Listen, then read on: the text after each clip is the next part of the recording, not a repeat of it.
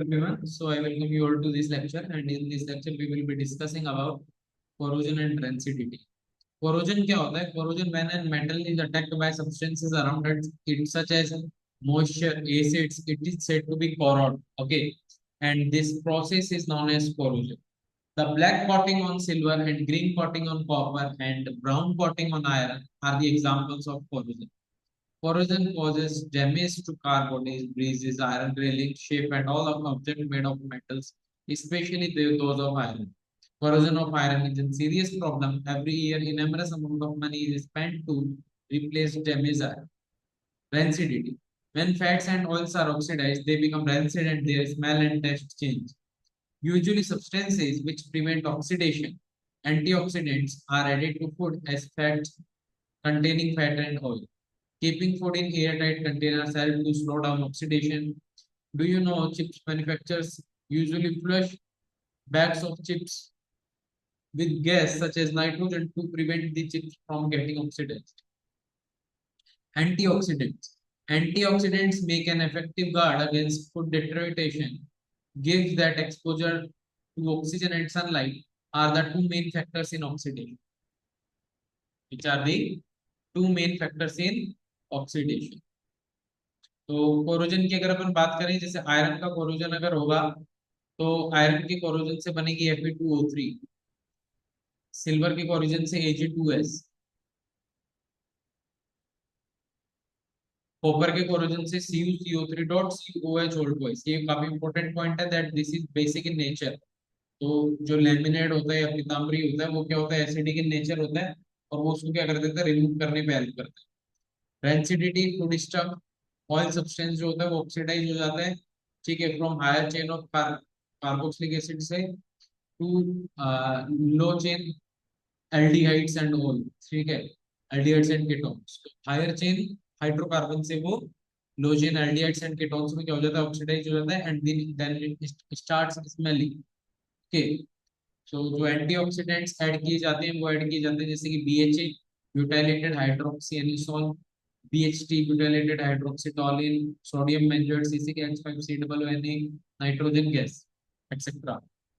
How to prevent corrosion? Corrosion को prevent किस तरीके से किया जा सकता है? फिर कोरोजन को प्रिवेंट किया जा सकता है जैसे कि CrO3, ठीक है, जो ये आपके नल वगैरह होते हैं इनके ऊपर जो लेयर होती है चमकीली that is of the Cr2O3, chromic oxide की जो है वो लेयर होती है।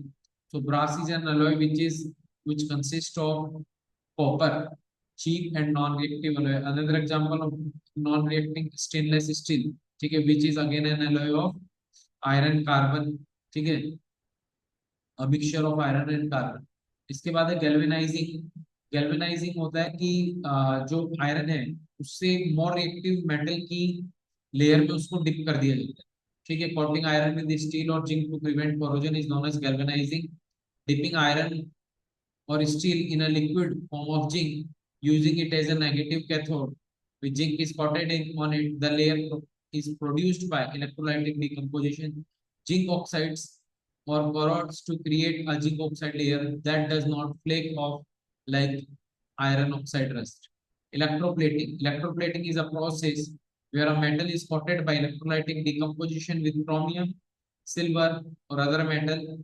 This process is generally held at room temperature from aqueous electrolytes, and it is one of the most popular and common methods to prevent the corrosion.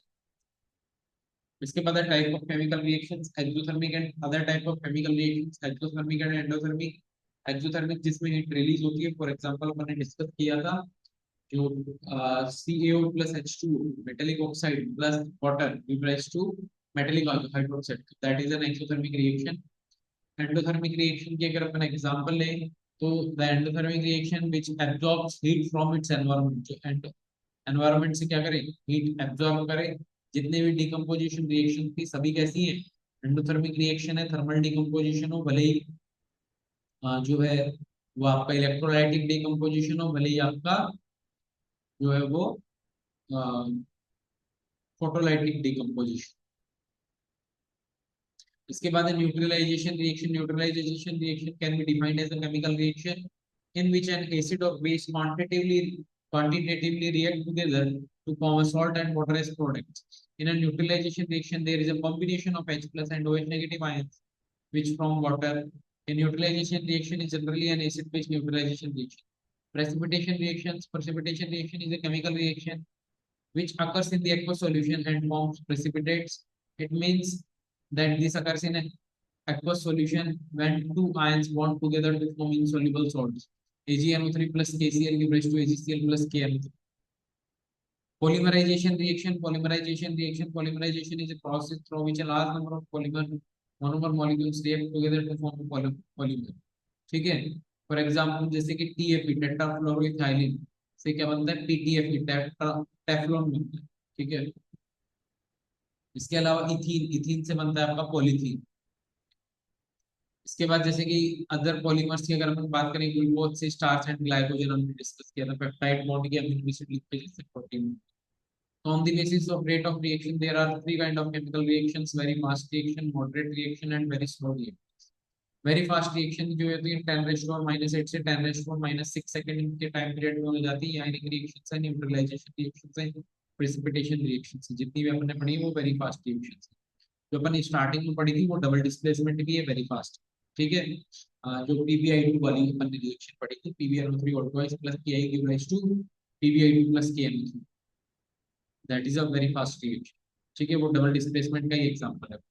Moderate reactions जिनमें एक finite time लगता है, 5 minute, 10 minute, 20 minute, जितनी भी organic reactions होती है generally they are moderate. Corrosion जिन्हें years to complete होने में लग जाते हैं.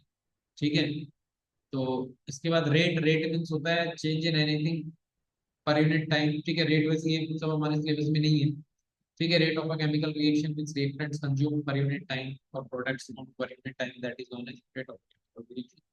Oxidation number is also not in our syllabus, in our 10th class syllabus. So that's up to here. And here we have completed this chapter. Thanks for watching the video. Have a great day. Bye.